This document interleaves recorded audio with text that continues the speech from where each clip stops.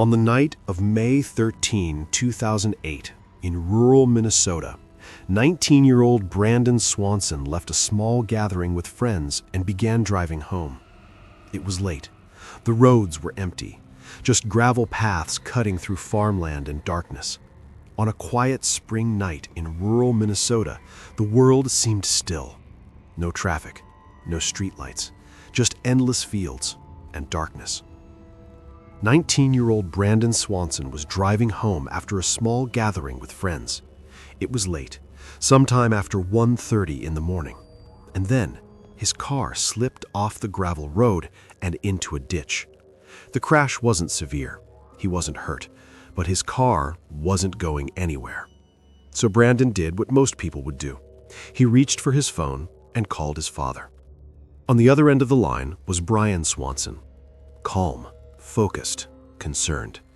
Brandon explained what happened. He thought he was near a small town, Lind. His father told him to stay where he was. Wait, he'd come find him. But Brandon didn't want to wait. He could see lights in the distance, so he made a decision. He would walk. For the next 47 minutes, father and son stayed connected, talking, navigating, trying to close the distance between them. Out there were no streetlights, no clear roads, only uneven ground, fences, and farmland stretching into darkness. At one point, Brandon said, "I think I need to climb over a fence." He kept moving, step by step, his father listening to every sound, every footstep, every breath. And then, everything changed. There was a pause, a sudden shift in his voice, and then just two words. "Oh, shit." Silence. The call dropped. His father froze, then quickly dialed back. Once, twice, again and again.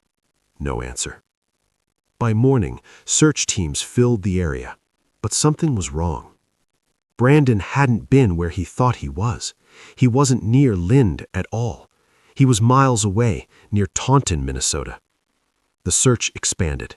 Fields were combed, roads were searched, dogs tracked his last known path. They found footprints. They found signs he had crossed fences, walked through fields, and then nothing.